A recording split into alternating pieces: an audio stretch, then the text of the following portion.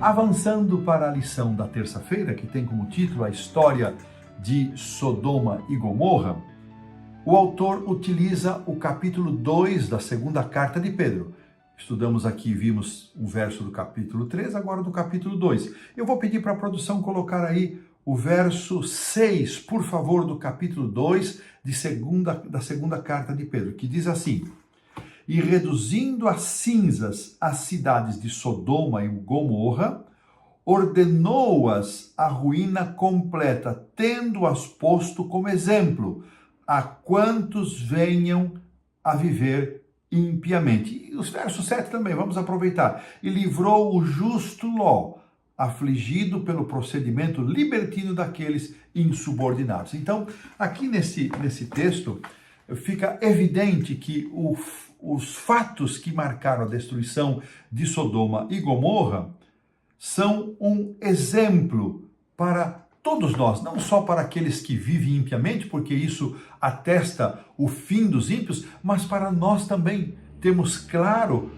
e a certeza da escolha que fazemos, que a nossa escolha seja a escolha ao lado da verdade, ao lado dos princípios e valores de Deus, e não ao lado das impiedades que graçam libertinamente neste mundo.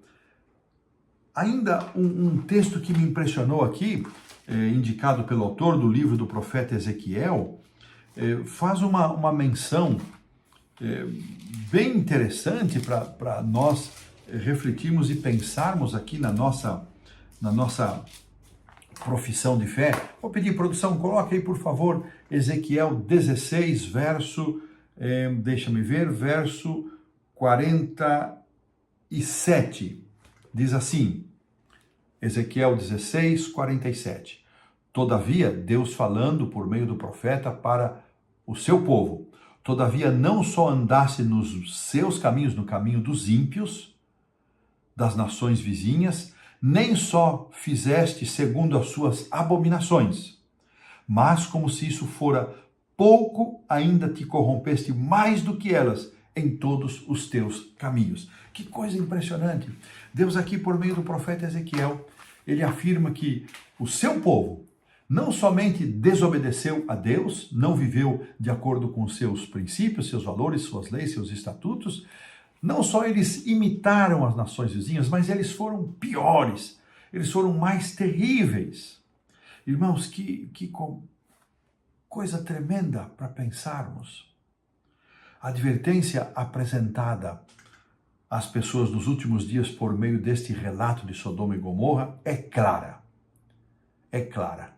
Um dia os ímpios serão destruídos, essa é a verdade contada em vários textos da Bíblia, mas em especial citado aqui pelo autor, Apocalipse 20. O pecado é enganoso, ele cega.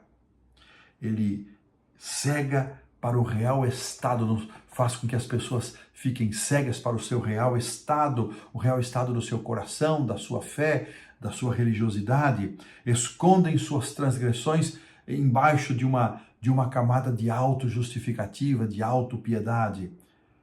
E, por outro lado, essas mesmas pessoas são muito ágeis para reconhecer e apontar os pecados dos outros.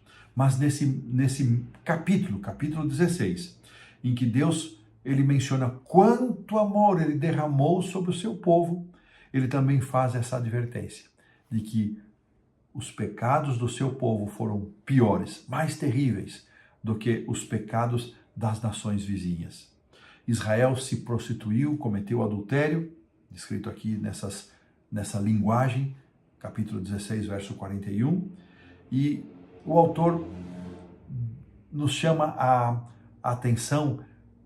Imaginem, prestem bem a atenção para ver como reagiram aquela gente, com espanto, com surpresa, mas nós, o que nós fizemos? Irmãos, a mesma coisa aconteceu séculos antes, séculos depois, e é a história da humanidade, é a história da igreja cristã, lamentavelmente. Paulo apresenta uma longa lista dos pecados humanos, Romanos 1.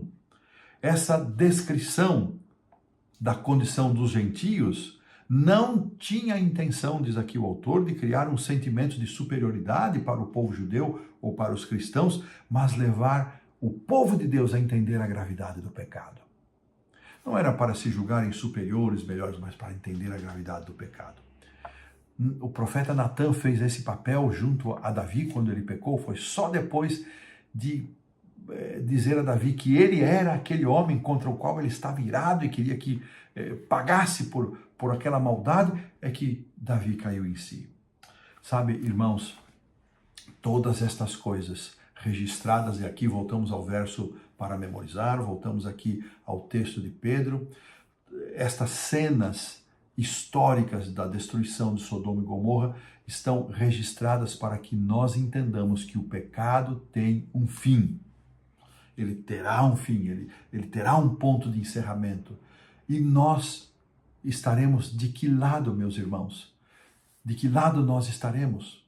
Daqueles que serão chamados para a eternidade ou daqueles que perecerão com os ímpios? Como vai a nossa vida, irmãos, a nossa comunhão com Deus? Qual é a nossa dependência de Deus? São aspectos que nós precisamos refletir. Não podemos deixar passar uma oportunidade dessa para pensar na nossa vida e rogar ao Senhor que transforme o nosso coração, esse coração de pedra por um coração de carne, esse coração muitas vezes endurecido, insensível, para que reconheça, aceitemos a nossa pecaminosidade e nos rendamos à redenção de Cristo, à salvação do Senhor Jesus, que essa seja a nossa, a minha, a sua realidade. E desta maneira colocamos um ponto final na lição da terça-feira.